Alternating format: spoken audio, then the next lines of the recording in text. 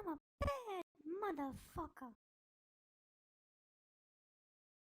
So they're on their way to trying to get rid of Mike Johnson as Speaker the same way they did with Kevin McCarthy. And Mike Johnson is doing things going completely against what he said his entire life. Like he was against the government spying on you. And now he's for the government spying on you. Mike Johnson? And all it took was one meeting with the CIA. That's all it took. And he got his mind right.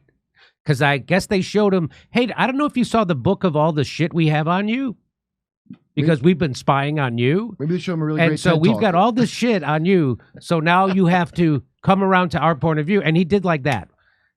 All it took was one meeting, and Mike Johnson went from a staunch defender of the Fourth Amendment and the right to privacy to, hey, the government has to spy on you. And here now, this is how he justifies all the stuff he's doing now. Becoming just a war. He doesn't care about the United States people at all. All he cares about is funding war and spying on the American people. And here's what he says. Look, we are in unprecedented times. Okay, we're in dangerous times. These are very. By the way, these are very precedented. These times are very precedented. Yes. Yeah. You mean somewhat repetitive? I would say. Yes. I get Jesus Christ. Okay. Been articulated here, around the world, and here at home. We need steady leadership. We need steady hands at the wheel. Look, I regard myself as a wartime speaker. I mean, in a literal sense, we are. He regards himself as a wartime speaker. Why, is Voldemort back? Mike Johnson proclaims that he's a wartime speaker, but what war is America in? America does not need to be in any wars unless fools in Washington make it a self-fulfilling prophecy. What war are we in right now? We're not supposed to be in a war. He considers himself a wartime speaker. An information war. That when I took the gavel, I didn't anticipate that this would be an easy path. Former Speaker Newt Gingrich posted a couple days ago on his social media that this is the hardest challenge that's faced a speaker probably in the history of the country, in the moment that we're in right now. Boy, and if there's anybody who's a more credible source on stuff, it's former Speaker Newt Gingrich. Okay. So he wants you to know that. So what he's saying, here's why he's saying that, because he's doing things that the actual voting base of the Republican Party hates. Yeah, he's doing things that they hate. Are you suggesting it's blackmail? And so I think it is. He's trying to say, give me a break, everybody. Yeah, I'm suggesting he got blackmailed by the CIA. What explanation is there for this turnaround on a thing at the drop of a hat? Or they promised him something. But so what he's saying is, hey, I don't want to do this, but we're in war. So the normal order of things, by the way, we're not. Ukraine's doing it, so we don't have to. That's what's so great about sending our money to Ukraine. We're not in war. So here's Thomas Massie. He's jumped on this. By the way, and this is leading, I'm going to tell you how they're getting rid of him. He says, I regard myself as a wartime speaker. Get a grip. We are not at war. You can't use that as an excuse to justify passage of warrantless spying, a bloated omnibus, or $100 billion in foreign aid. And that's what he's doing. And Thomas Massie, who you could disagree with his politics, but he actually has, it seems to me, he's on the right side of a lot of constitutional issues, and he's not a bullshitter like the rest of them. And he doesn't mind going against his party. And this is him going against the establishment, the donor class. He also answers questions when approached by actual journalists. That's right. They try, and he just says the thing out loud that's true. He doesn't run off and go, you're being loud and violent. And he doesn't accuse you of being a Russian, Thomas Massie, which is what he did. Which is what Ro Khanna did to Max Blumenthal over Ukraine. So I think he means war on the citizens of America. Maybe he's a war. That kind clearly. There's nothing about the border, right? In this amazing omnibus. No, yeah, of course. No. So here is what's happened. So now they're going to get rid of him. They're going to try and get rid of him anyway, like they got rid of Kevin McCarthy, because he's going against everything that they're supposed to be for. It's just like when the Squad and Bernie Sanders and the Democrats vote to crush a union strike. Like, what's the point of having you there? Just like when they don't extract anything for their vote from Nancy Pelosi as Speaker, they just vote for their enemy without getting anything for it, without ever pushing Medicare for all, without anything. Okay, here we go. In March, Marjorie Taylor Greene incensed at Johnson for collaborating with Democrats to push through a $1.2 trillion spending package over the objections of conservatives seeking spending cuts, filed a motion to vacate the chair, which would initiate a vote by House members on whether to fire Johnson from the job of Speaker. Massey says it's only a matter of time before the House votes on Green's motion to vacate. I mean, get rid of him. The motion's going to get called, okay? Does anybody doubt it? The motion will get called, Massey told reporters after Tuesday's meeting. And then he's going to lose more votes than Kevin McCarthy did. Remember, it took like 13 rounds of votes? Mm-hmm. By the way, Kevin McCarthy, the worst case scenario that could have happened, according to everybody he used to work with, every Democrat I saw on every program, Kevin McCarthy will become Speaker. And then all of a sudden, like, don't take Kevin McCarthy out. But what Marjorie Taylor Greene and Massey failed to realize is that the money transfer from the U.S. Treasury to the international security state is bigger than any individual government or nation. Okay? It'll be done by the time they get him out of there. Is that the thing? Yes. Yeah. Okay. And I have told him this in private, like weeks ago. He's saying he told Johnson that you're going to lose more votes than Kevin McCarthy. And he told him. And Johnson doesn't give a shit. So what does that tell you? And John said, look, they have pictures of me with horses and Japanese anime kids. That's right. So Massey has asked Johnson to first allow the party to select a successor and then voluntarily step down. On Tuesday, Johnson was defiant. He's not going to. Yeah. So Massey's telling him, hey, you can choose, handpick your successor and then step down because we're done with you. He says, I'm not resigning, and it is in my view an absurd notion that someone would bring a vacate motion when we are simply trying to do our job. Oh, he must have been at a Diddy party. Yes. Massey's announcement in the closed-door meeting ruffled feathers. Ohio Representative Jim Jordan voiced his discomfort with the idea, saying, we don't need that. No way. We don't want that. We shouldn't go through that again. That's a bad idea. I think you should go through it again. That sounds very much that when he like says... he blackmailed him? That sounds very much like when Bill Gates told President Trump, when President Trump was going to have a vaccine commission on the safety of vaccines, and Bill Gates says, no, that's bad thing. That's what that sounds like. No, bad thing. On Monday night, Johnson compounded conservatives' anger when he announced he would bring 4 separate measures to a vote. Aid to Ukraine, aid to Israel, aid to Taiwan, and banning TikTok. Thanks, Mike. None of those things have anything to do with helping the American people. None of those things have anything to do with helping the American people. None of them. And you know why they want to ban TikTok? To help Israel. They want to ban TikTok, to help Israel. You're 100% right. TikTok censors people a lot. But TikTok, a third of Americans watch TikToks. 100 million Americans watch TikTok for at least 20 minutes a day, and they're getting their news there, and so they have to stop that. They can't, so they have to stop that. Even though TikTok censors more than Facebook and Instagram combined. It has better news. So what that means is TikTok, the moron platform, is better news than all of the regular news. That's correct. You're getting better news on TikTok. You are. So wow. Look at this is his priorities. His priorities is aid to Ukraine, aid to a fake war that doesn't have any interest of the United States or aid to Israel or aid to Taiwan or TikTok ban. So not one thing that helps anyone in the United States unless you're a transnational corporation or Israel. Oh, it probably helps him. Those pictures not coming out that they have on him is my guess. Here's what he tweeted this. He said, I have just spoken with the House GOP conference on my plan to address national security supplemental legislation on the growing security crisis. The security crisis. This week, we will consider are we in danger of somebody invading us? The answer is no. Well, there is no security crisis in the United States. There is with the untracked illegal mass immigration, though. Right, that's right. There's that one part that he's not handling. But he's not. There is one part that actually is the threat, and that's it. Like what? Our open border, which he seems to be for.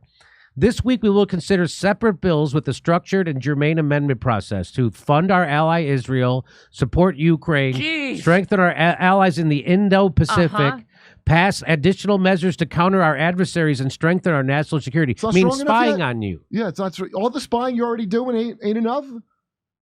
You need to strengthen that. I thought it was crazy overreaching, and there's no more habeas corpus, et cetera, et cetera. This was not a very popular tweet, by the way. So it got 6,000 likes, and it got 15,000 responses. That's called being ratioed. He got ratioed almost 3-to-1, but at least 2-to-1. Better than those pictures coming out. Better than whatever they have on so him coming he's out. not serving the people, and he knows he's not doing it. Wait, what did he do, I wonder? And so I actually tweeted underneath this. I said, maybe you should get a job working for America and the people who live here. You're a regular tool of the military-industrial complex and Western billionaires like all the rest of the good-for-nothings. At least most principled people on the right see through you now. Nice ratio. I almost got as many likes on that tweet underneath his that he got. The Speaker of the goddamn House. Man, if it turns out he's just secretly gay, I'm gonna really look down on him for being able to be If that's black. What, you were just gay, and all this because of that. It better be something. It better real be dark. something bad. You better have drank a baby. We're steering towards everything Chuck Schumer wants, said Massey. Decoupling the proposals also saps conservatives' leverage to force more spending on border security. Green called the plan a scam, Marjorie Taylor Greene, and added he's definitely not going to be Speaker next Congress if we're lucky enough to have a majority. Hey, why is that one supposed crazy lady doing the right thing on this? Is that what crazy means? Yeah, that's what crazy means. If you're representing the people and you're not representing the establishment. And they don't have anything to blackmail her with to stop her from this other than, hey, Jewish space lasers. They always try to bring that. Yeah. She never said that, by the way. I know. Rand Paul supports Massey. So here's another guy who I have lots of disagreements with politically, but he seems to stand up to tell the truth about things that nobody else is willing to do. And here he is. I think Thomas Massey's doing the right thing, and I think that the Republicans need real leadership. We need to use our power. Our people are frustrated. Why don't we use the power of the purse? Why does the debt keep getting bigger even when Republicans are in charge of the House? So I think we need somebody that has some courage and some intestinal fortitude. I agree. Michael Tracy says Thomas Massey and Marjorie Taylor Greene may not succeed in ousting Mike Johnson, but at least they're willing to challenge their party's leadership, unlike Democrats who almost universally operate as compliant, leader-obeying robots. 100% he's right. Look, blackmail's a hell of a thing. And somebody tweeted this out. I like this. It said, corporate needs you to find the difference in these two pictures. They're the same picture. Yeah. They serve the exact same people. These two people serve the exact same people. And guess who those people aren't? Those people are not the American people. Does anybody... So your government is your enemy. And I've been saying it for a long time. Your government is your enemy. Your government is your enemy. And the only thing that can save us at this time is a real revolution. I thought it could come electorally. I thought I had high hopes. I'm such an idiot. I had high hopes for Bernie Sanders in 2016. I didn't know what a cuck to power he really was and what a head fake he is. He's just there to make sure that the real revolutionaries stay inside the two-party system and supporting the establishment. That's what Bernie Sanders is. I had to keep my wife out of prison. That's right. That's right. They got to him too. Anything you want to say, Kurt, before we move on? I never believed in any of this shit, but now I can't believe how much I don't believe in it. Okay, over to stuff. I think you need to listen to NPR a little bit more. Oh, All that right, chick's hey an Jimmy, alien. what we're gonna That's what I do believe. is let me refresh YouTube and give me a second. Then we're gonna move on over to Rumble, girls. We're gonna go to Rumble. So Oh, let me do good. this. Because then I'm really going to let loose on... All right. Okay, so we are ready to go to Rumble. Let me make sure I It put also the means Rumble that it thing is a little stuff bit in the. tricky. Let me go The here. number Make one sure that you challenge can here that hit the we link. see and is, copy, of course, the First put it Amendment in right the in United here. States. Oh, here it is. You have it. You Hang want to on a add second. it? Yeah. Hang on. Okay. Hold it. Stand by. So let me play this, and we can insert it and come All to right, me. come to Jimmy. Let me play this, and then we'll insert it in that last segment we did about it. Remember I said I wish I had it? Well, Yeah. I do have it. Here it is, Kurt. Check this out. Is a fairly robust Hang on.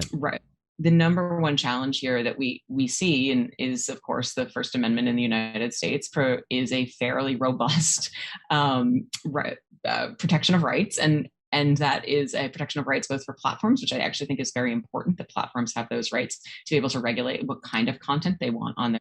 Are you kidding me? So she not for you. She doesn't want the rights for your freedom of speech. For platforms. She wants the right for corporations to censor you and take away your freedom of speech. She says I'll play it again. This is amazing. This is amazing. The number one challenge here that we see and is, of course, the First Amendment in the United States. The number one challenge. Does that not sound like a crazy dictator? Does that not sound like Kim Jong-un or something like that?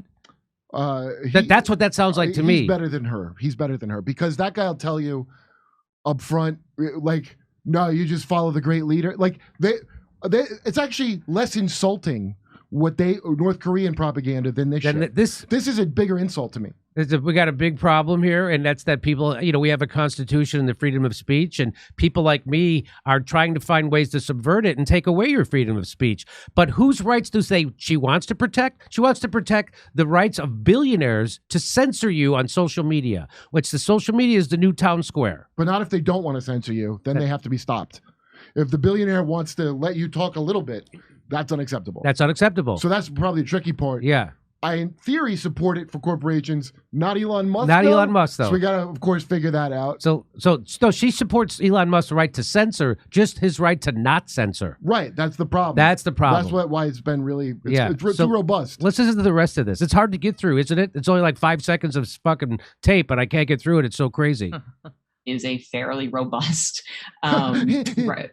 protection of rights, and that is a protection of rights both for platforms, which I actually think is very important, that platforms have those rights to be able to regulate what kind of content they want on their sites. Platforms have rights. It also means that it is a little bit tricky to really address some of the real challenges of where does bad information come from and sort of the influence peddlers who have made a real market economy around it. The number one challenge here that we another see piece of shit too. is, We did of course, another the story. First The one with the Amendment. glasses. Who is that? Molly Jung Fast? That's not Yes, her, is it? No. Wait, No. maybe. They shop at the same glasses store. I'll tell you that. Yeah. So let me play the end part of this, and I'll move out of the way. Wait, go to Steph for a second. All right, come to Steph for a second. All right, so ladies and gentlemen, after this clip, we're going to move on over. We're going to move right back on over to Rumble. All right, so are you clicking over right now? Because that's where we're going to be. And we're going to be this weekend in Stroudsburg, Pennsylvania at the Sherman Theater, Cortland, New York. We added a second show. I believe that show's at 4:30. And Oakmont, Pennsylvania at the Oaks Theater. Are you going? And the following weekend, we'll be in El Paso and San Antonio. And then the weekend after that, in May, we're going to be in Winnipeg. Vancouver, Denver, and Edmonton's already sold out. That's why it's not there. All right, ladies and gentlemen, Denver, Oriental Theater. We had a blast last time at that theater. That was so much fun. Okay, stand by. On their sites. We ready for Jimmy? But it also means that it is a little bit tricky to really address some of the real challenges of where does bad information come from and sort of the influence peddlers who have made a real market economy around it. The influence peddlers who have made a market around misinformation is called the government. It's called the corporate media. Again, this is all about, she doesn't represent people. She represents the international billionaire class, and we got to get control of the narrative. And how do you do that? You got to get rid of the First Amendment somehow. You have to find a way to get rid of it. And the way she's doing it is she's saying that I support the rights of platforms. To censor the rights of platforms. The rights of platforms. I think that is Erica Jongfast, who's related to Peter. Molly Jong. That's yeah. Okay, over to Steph. Okay, ladies and gentlemen, let me make sure that I've refreshed this before we're going to move on to Rumble. Stand by. We have refreshed, and we're going to see you at Rumble. We'll be back in 1 minute. Bye.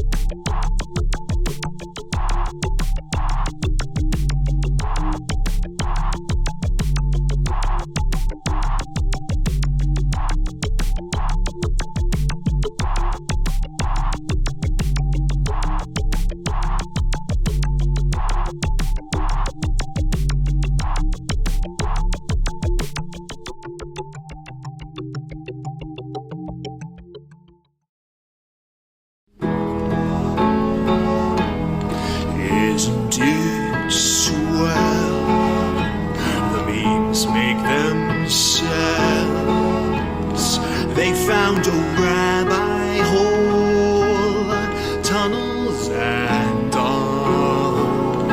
There's Jews in the walls. Isn't it bliss? The rabbinical bris soiling the mattresses. Well, let me tell you.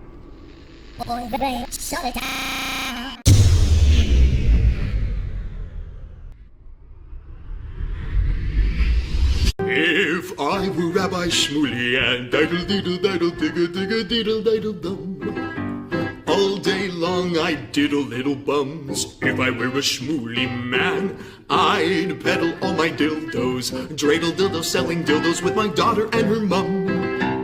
If I were a Jewish Shmuley man, I'd be digging with a dildo in my bum. I'd wear a grotesque nose and go grab some goyim right on the nipple with a pinch. A Shabbos lap dance brace for the youngest mensch.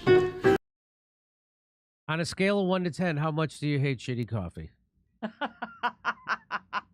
I, for one, really hate shitty coffee, which is why I'm excited to introduce to you a company that's revolting against shitty coffee, and it's called the 1775 Coffee Company.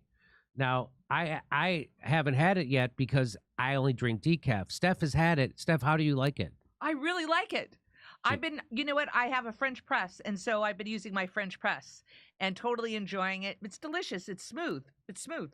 So 1775, the world awakened. In 1775, the world awakened to a new era. And now it's 1775 Coffee Company is bringing you a coffee that embodies that revolutionary spirit.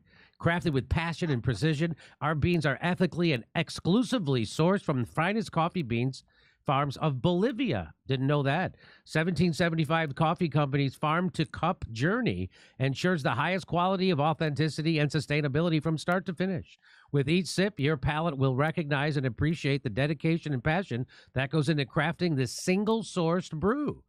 1775 Coffee Company takes pride in offering customers a truly exceptional coffee experience with their premium coffee collection. But their dedication to this revolution extends beyond the realm of taste. Safeguarding freedom of speech is critical right now, which is why 1775 Coffee Company has joined forces with Rumble in defense of one of our most fundamental rights, freedom of speech. Coffee that's sure to awaken all your senses, including the sense of freedom. So choose 1775 Coffee by going to 1775coffee.com/litter. That's LITTER, and use the code LITTER for 10% off the checkout on your first order. 1775 Coffee, brewed to perfection, crafted with revolution.